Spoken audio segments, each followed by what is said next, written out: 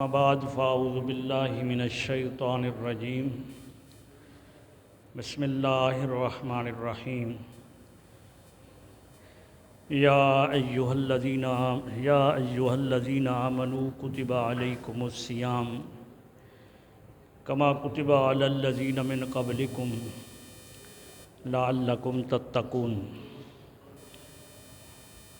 صدق اللہ العظیم رب اشرح لي صدری ویسر لي امری واحلل عقدۃ من لسانی یفقہوا قولی صلاۃ و سلاما علیک یا سیدی یا رسول اللہ۔ حمد و صلات پر مشتمل مختصر ترین خطبہ کے بعد نہایت واجب الاحترام معزز و محترم سامعین کرام، عزیزان گرامی قدر، آپ احباب کے سامنے سورہ بقرہ سے ایک آیہ کریمہ کو تلاوت کرنے کا شرف حاصل کیا ہے۔ دعا گو ہوں کہ اللہ تبارک و تعالی مجھ بندہ نچیز کو حق اور سچ کہنے کی توفیق عطا فرمائے اور ہمیں عمل کی توفیق عطا فرمائے۔ رمضان المبارک کا مہینہ سایہ فگن ہے اور بہت ہی قریب ہے کہ ہم اس ماہ مقدس کے اندر داخل ہو جائیں۔ ہمارے لیے یہ خوش قسمتی ہے۔ اللہ رب العزت نے ہم گناہ گاروں کے گناہوں کو مٹانے کے لیے ایسے مقدس دن عطا فرمائے ہیں جن کے اندر عبادت و ریاضت کر کے اللہ تبارک و تعالی کو راضی کیا جا سکتا ہے اور اپنے گناہوں کی معافی تلافی کی جا سکتی ہے۔ رمضان المبارک کے متعلق ہی آج تکریمہ کو میں نے تلاوت کیا ہے، کیونکہ استقبال رمضان یہی ہوتا ہے کہ ہم اپنے آپ کو اس ماہ مقدس کے لیے تیار کریں۔ لہذا قرآن مجید فرقان حمید کی اس آیت کریمہ کو موضوع سخن بنا کر رمضان المبارک کی فضیلت اور پھر مسائل پر انشاءاللہ آج میں گفتگو شروع کر دوں گا۔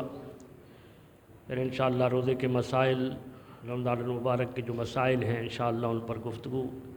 آنے والے جمعہ پر بھی ہوگی۔ سب سے پہلے تلاوت کردہ آیہ کریمہ کا ترجمہ سماعت فرمائیے۔ رب کائنات نے ارشاد فرمایا،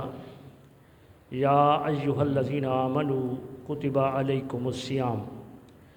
اے ایمان والو تم پر روزے فرض کیے گئے ہیں، کما کتب علی الذین من قبلکم، جس طرح تم سے پہلے لوگوں پر فرض کیے گئے تھے، لعلکم تتقون، تاکہ تم متقی بن جاؤ، پرہیزگار بن جاؤ۔ یہ ہے اس آیت کریمہ کا لفظی ترجمہ۔ یہاں پتہ چلا کہ رب کائنات نے روزے مومنوں پر فرض کیے ہیں، اور یہ وہ عبادت نہیں ہے کہ جو صرف امت مصطفیٰ پر فرض ہو۔ قرآن مجید فرقان حمید ارشاد فرما رہا ہے، جیسا کہ تم سے پہلے لوگوں پر فرض تھے اسی طرح تم پر فرض کیے گئے ہیں۔ تو گویا کہ پتہ چلا کہ روزے جو ہے ہم سے پہلے جو امتیں تھیں ان پر بھی فرض تھے اور امت مصطفیٰ پر بھی فرض کیے گئے ہیں۔ فرق یہ ہے کہ اس طرح سے متواتر ایک مہینے کے روزے ان امتوں پر فرض نہ تھے، بلکہ مختلف طریقے سے کسی پر مہینے کے اندر 3 روزے فرض تھے، جس کو بعد میں حضور علیہ السلام کی سنت ایام بیض کے روزے کہا گیا۔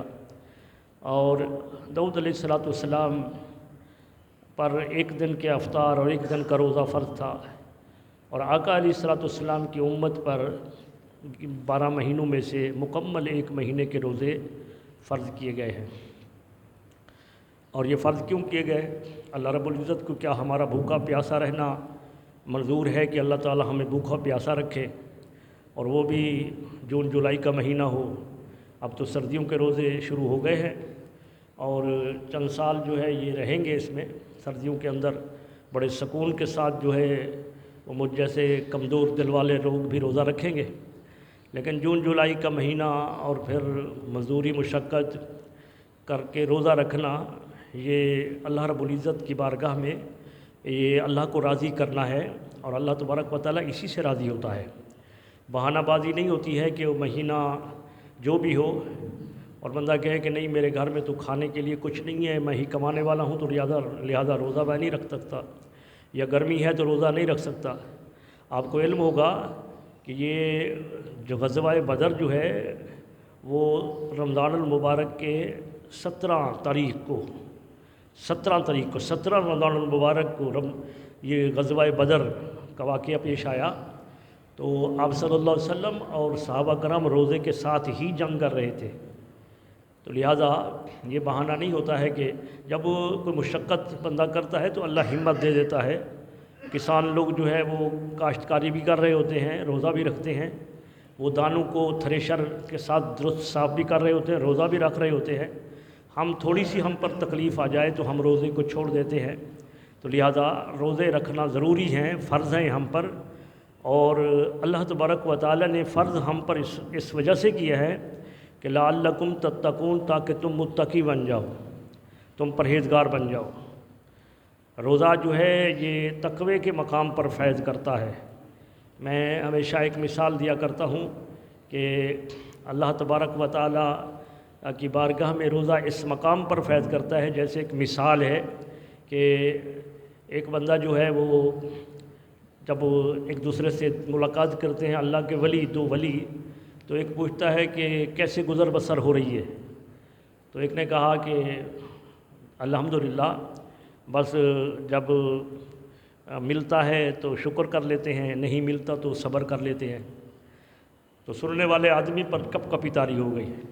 اس نے کہا حضرت یہ کیا ہوا؟ فرمانے لگے کہ یہ حالت نہیں ہونی چاہیے ہماری، ملے تو ہم شکر کریں اور نہ ملے تو ہم جو ہے صبر کریں۔ یہ حالت تو ہمارے کتوں کی ہے۔ کتا جو ہے اگر مالک اس کو ٹکڑا نہ ڈالے تو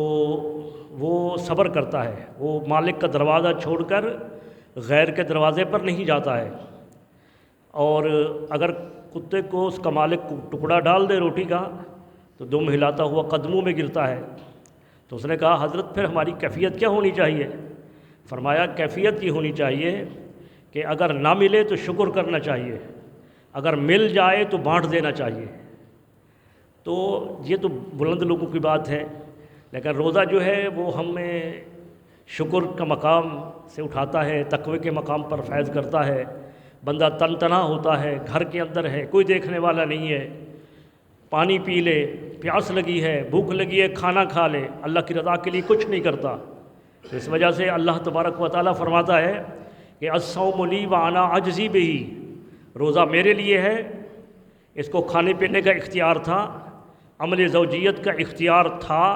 مگر میری خاطر اس نے ترک کر دیا، تو فرمایا روزہ اس نے میرے لیے رکھا تھا، وانا اجزی بہ، اس کی جزا میں ہی دوں گا۔ حالانکہ کوئی جزا، کسی عمل کی جزا بھی ہو تو اللہ تبارک و تعالیٰ خود ہی دیتا ہے۔ ہاں بذریعہ ملائکہ دیتا ہے، ملائکہ کو حکم دیتا ہے کہ ان کو کتنی جزا ہے، یا ان کو متعین کر دیا ہے کہ اپنے گھر کے اندر نماز پڑھو گے تو ایک نماز کا ثواب ملے گا، مسجد میں آ کر پڑھو گے تو 27 نمازوں کا ثواب ملے گا، اور بیت المقدس میں جا کر پڑھو گے تو 10,000 یا 25,000 نماز کا ثواب ملے گا۔ اگر تم مسجد نبوی میں نماز پڑھو گے تو 50,000 کا ثواب ملے گا، اور اگر خانہ کعبہ کے اندر نماز پڑھو گے تو 1,00,000 نماز کا ثواب ملے گا۔ تو متعین ہو گیا نا کہ اتنا ثواب ملتا ہے، مگر روزے کا ثواب متعین نہیں رکھا کہ اتنا ملے گا۔ فرمایا الصوم لی وانا اجزی بہ، روزہ میرے لیے ہے اور اس کا جزا میں دوں گا۔ اور کیونکہ ہماری جو حدیث کی کتابیں ہیں عربی کے اندر ہوتی ہیں، زیر زبر نہیں لگی ہوتی جو ہم مدرسوں میں پڑھتے ہیں، تو اس کو اس اعراب سے بھی پڑھا گیا ہے الصوم لی وانا اجزی بہ۔ تو اس کا معنی یہ ہوتا ہے کہ روزہ میرے لیے ہے اور اس کی جزا میں خود دوں، یعنی روزہ جو میرے لیے بھوک پیاس برداشت کرتا ہے، فرمایا اس کو میں خود مل جاتا ہوں۔ اس پر انشاءاللہ آنے والے رمضان المبارک کے لمحات کے اندر، جمعہ کے خطبات کے اندر، دیگر دروس کے اندر انشاءاللہ ہم تذکرہ کرتے رہیں گے۔ ایک رمضان المبارک کی ترغیب کے لیے ایک حدیث آپ احباب کے سامنے پیش کرتا ہوں، اور پھر انشاءاللہ مسائل کی طرف آتے ہیں، کیونکہ ہم نے رمضان کا استقبال اس طرح کرنا ہے کہ ہم رمضان کے مسائل سیکھے ہوئے ہوں، روزے کے مکروہات، روزے کے جو ممنوعات ہیں یعنی جس سے روزہ ٹوٹ جاتا ہے، تو وہ چیزیں جو ہے ہمیں پتہ ہوگا تو ہم اس سے بچیں گے۔ تو ایک حدیث مبارکہ ابن ماجہ سے حضرت طلحہ رضی اللہ تعالی حدیث کے راوی ہیں، اس رمضان المبارک کی اہمیت آپ اس روایت سے سنیں اور پھر ہم اپنے آپ کو تیار کریں آنے والے مہمان کے لیے کہ ہم اس ماہ مقدس کے اندر یکسوئی کے ساتھ، استغراق اور انہماک کے ساتھ اللہ تبارک و تعالیٰ کی عبادت اخلاص کے ساتھ، ریاکاری نہ ہو، وہ عبادت کریں گے تو ہمیں کتنا فائدہ پہنچے گا۔ حضرت طلحہ رضی اللہ تعالی حدیث کے راوی ہیں، وہ فرماتے ہیں کہ حضور علیہ السلام کی بارگاہ میں دو نوجوان آئے اور دونوں نے ایک ہی وقت کے اندر آ کر حضور صلی اللہ علیہ وآلہ وسلم کے ہاتھ پر بیعت کی، یعنی دائرہ اسلام میں داخل ہو گئے۔ ایک ہی وقت میں داخل ہوئے، اکٹھے آئے تھے، ایک ہی وقت میں آئے تھے اور ایک ہی وقت میں انہوں نے اسلام قبول کیا۔ اب وہ اسلام کے اندر جب چل پڑے تو پھر ہماری طرح تو نہیں تھے، حضور کے صحابی تھے وہ، ہم تو اسلام مل گیا ہمیں ورثے کے اندر، جیسے جائیداد ورثے میں ملتی ہے تو ہمیں اسلام کی قوت طاقت جو ہے وہ ہم اس سے عاری ہیں، کیونکہ ہمیں اس کے لیے محنت نہیں کرنی پڑی۔ تو وہ حضور کے صحابی تھے، دونوں نے کوشش کی عبادت و ریاضت میں حتی الامکان مکمل کوشش کی، مگر ان دونوں میں سے ایک جو تھا وہ زیادہ عبادت گزار تھا، وہ دوسرے کی نسبت زیادہ عبادت گزار تھا۔ رات کے وقت قیام اللیل، دن کے وقت وہ اللہ رب العزت کی بارگاہ میں عبادت و ریاضت کرنے والا دوسرے ساتھی کی نسبت زیادہ تھا۔ وقت گزرتا رہا، ایک وقت آیا کہ وہ جو زیادہ عبادت گزار تھا وہ ایک غزوے کے اندر شہید ہو گیا۔ اب دیکھیں کہ عبادت گزار بھی زیادہ ہے اور پھر شہادت کا رتبہ بھی مل گیا ہے، شہادت کا رتبہ، شہید ہو گیا وہ۔ اور 1 سال گزرنے کے بعد جو دوسرا اس کا ساتھی تھا، جو اکٹھے ایمان لائے تھے، اور ایک ساتھی جو تھا زیادہ عبادت و ریاضت کرنے والا، زیادہ غزوات کے اندر زیادہ حصہ لینے والا، غزوے کے اندر خود شہید ہو جانے والا، وہ فوت ہو گیا، شہید ہو گیا۔ اس کے 1 سال بعد، ٹھیک 1 سال بعد دوسرا ساتھی بھی فوت ہو گیا، تبھی موت، وہ غزوے کے اندر شہید نہیں ہوا، تبھی موت جو ہے اس کو آئی اور وہ اللہ کو پیارا ہو گیا۔ حضرت طلحہ فرماتے ہیں کہ میں نے خواب دیکھا۔ اب یہ خواب حضرت طلحہ کا ہے، مومنوں کا خواب بھی سچا ہوتا ہے، ہر خواب کی کوئی تعبیر ہوتی ہے۔ میں کہا کرتا ہوں کہ اگر رات کے وقت وہ عشاء کے بعد سونے سے لے کر صبح صادق تک، صبح صادق کے بعد تو اٹھ جانا ہے نماز کے لیے، اگر اس وقت کوئی خواب آئے تو اس خواب کو معمولی نہیں سمجھنا چاہیے۔ ایک یہ ہوتا ہے کہ کوئی وہمی بندہ ہوتا ہے، کوئی بیماری ہوتی ہے، وہ اس کو جن کو جو کام کاج کرتا رہتا ہے اسی طرح کے خواب آتے رہتے ہیں، اور ایک غیر معمولی خواب آتے ہیں، تو وہ خواب جو ہے ان کی حقیقت بھی ہوتی ہے، تو پھر اس کے خواب کی تعبیر بھی ہوتی ہے۔ تو خواب کی تعبیر پھر ایرے غیرے سے نہیں پوچھنی چاہیے، خواب کی تعبیر کسی ماہر سے پوچھنی چاہیے، خواب کی تعبیر جو ہے کسی عالم دین سے پوچھنی چاہیے۔ اور میں ہمیشہ یہ کہا کرتا ہوں، اگر مجھ سے کوئی خواب کی تعبیر پوچھتا ہے تو میں کہا کرتا ہوں کہ پہلے اللہ تبارک و تعالیٰ کی بارگاہ میں 2 رکعت نفل پڑھو، اللہ رب العزت کی بارگاہ میں نفل پڑھو 2 رکعت، مکروہ وقت کے علاوہ وہ 2 رکعت نفل پڑھے، اور 2 نفل پڑھنے کے بعد اللہ کی بارگاہ میں دعا کرے کہ باری تعالیٰ یہ خواب اگر میرے حق میں بہتر ہے تو اس کی برکتیں مجھے عطا فرما، اور اگر یہ خواب میرے حق میں بہتر نہیں ہے تو اس کی نحوست اور اس کی بے برکتی سے مجھے محفوظ کر۔ جب اللہ کی بارگاہ میں استغاثہ کر دیا اور اللہ کی بارگاہ میں نوافل کا وسیلہ پیش کر دیا، اب کسی سے بھی پوچھیں گے، جو بھی تعبیر بتائے گا، اگر وہ تعبیر اس کی صحیح نہیں بتائے گا تو اللہ تبارک و تعالیٰ کی مدد شامل حال ہوگی۔ وہ جو نوافل پڑھے تھے، اللہ کی بارگاہ میں دعا کی تھی، انشاءاللہ اس کی نحوست سے بچ جائے گا۔ تو خواب حق ہوتا ہے، اور پھر صحابی کا خواب، اور پھر اس صحابی کا خواب حضور کی بارگاہ میں پوچھا جائے اور حضور اس کی تعبیر بتائے جو حدیث بن جائے، اس خواب کا کیا ہی کہنا۔ وہ خواب ہی ایک حدیث بن گیا ہے، کیونکہ آقا علیہ الصلوۃ والسلام نے اس خواب پر اپنی مہر ثبت کی ہے، حضور صلی اللہ علیہ وسلم نے اس پر سند دی ہے اپنی، آپ صلی اللہ علیہ وسلم نے اس کا جواب عطا فرمایا ہے۔ تو حضرت طلحہ فرماتے ہیں کہ ان دو نوجوان، جو ایک زیادہ محنت و مشقت کرنے والا تھا،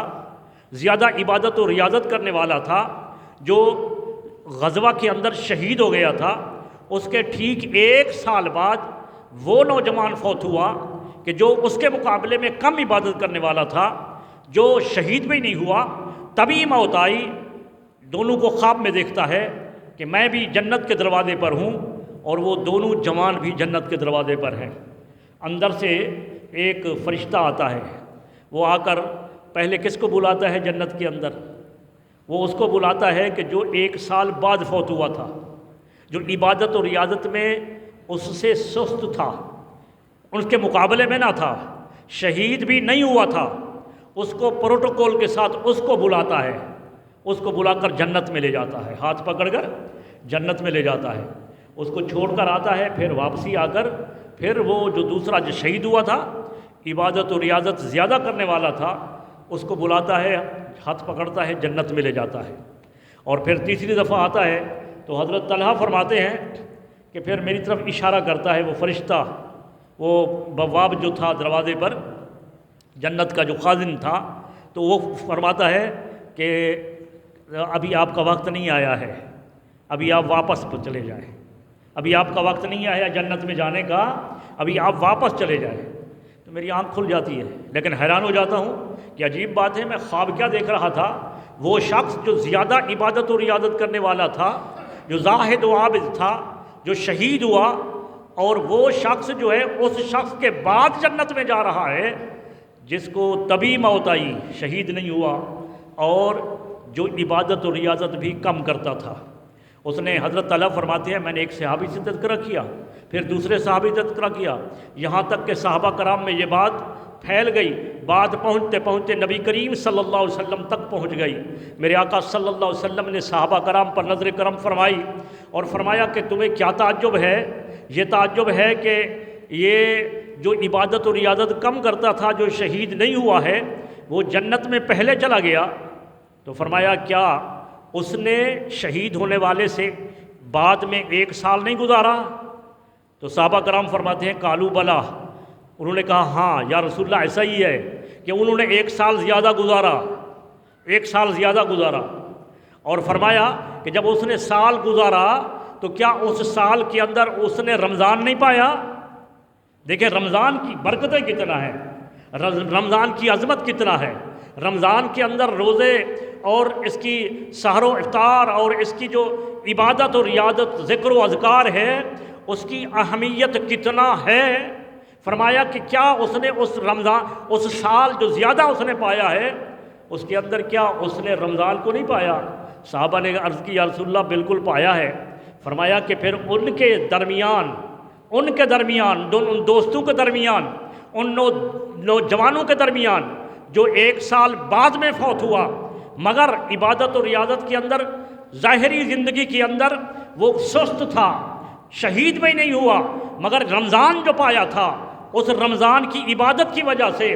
ان کے درجے کے اندر جو ہے زمین اور آسمان کا فرق ہو گیا ہے۔ اب اندازہ لگا، یہ زمین آسمان حضور صلی اللہ علیہ وسلم کا فرمان ہے، حدیث پاک کے الفاظ ہیں، زمین و آسمان کا فرق ہو گیا ہے ان کے درجے کے اندر۔ ارے کوئی رمضان کو پائے اور رمضان کو راضی کرے، رمضان کے اندر عبادت و ریاضت کرے، اللہ تبارک و تعالیٰ کو راضی کرے، تو اللہ تبارک و تعالیٰ اس رمضان المبارک کے صدقے کے اندر جو ہے درجے کے اندر زمین و آسمان کا فرق کر دیتا ہے، زمین و آسمان کے فرق ہوتا ہے۔ اور پھر جو ہے آپ اس کو بات کو جانیے کہ نبی کریم صلی اللہ علیہ وآلہ وسلم نے یہ انہیں خبر دی، آقا علیہ الصلوۃ والسلام نے اللہ تبارک و تعالیٰ کے عطا کردہ علم سے بتایا کہ ایسا ہوا ہے، اور ہمارے لیے امت کے لیے یہ حضور علیہ الصلوۃ والسلام کا فرمان ہمارے لیے ایک مجدہ بن گیا کہ رمضان المبارک کے مہینے کو عام مہینہ مت سمجھنا، یہ وہ عظیم مقدس مہینہ آ رہا ہے کہ اگر کسی کو مل جائے تو درجے کے اندر زمین و آسمان کا فرق ہو جاتا ہے، مگر اس رمضان المبارک کے مہینے کو عبادت و ریاضت میں غفلت کے ساتھ مت گزاریے، اللہ رب العزت کو راضی کیجیے، اللہ تبارک و تعالیٰ کی عبادت و ریاضت کیجیے۔ یہ بڑے قدر والا مہینہ ہے، یہ بڑی عظمت والا مہینہ ہے، یہ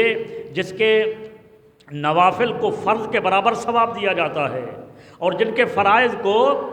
فرائض کو جو ہے وہ 700 گنا تک بڑھا دیا جاتا ہے، 10 گنا سے لے کر 700 گنا تک۔ یعنی آپ رمضان کے اندر 1 روپیہ خرچ کریں، 1 روپیہ اللہ کی بارگاہ میں خرچ کریں، عام دنوں کے اندر خرچ کریں تو 1 کا ثواب 10 گنا، 1 کا ثواب 10 گنا ملے گا اللہ کی بارگاہ میں۔ جو ہے وہ 1 روپیہ دیں تو اس کا ثواب ملے گا 10 روپے کے برابر۔ اور جن کو یقین تھا نا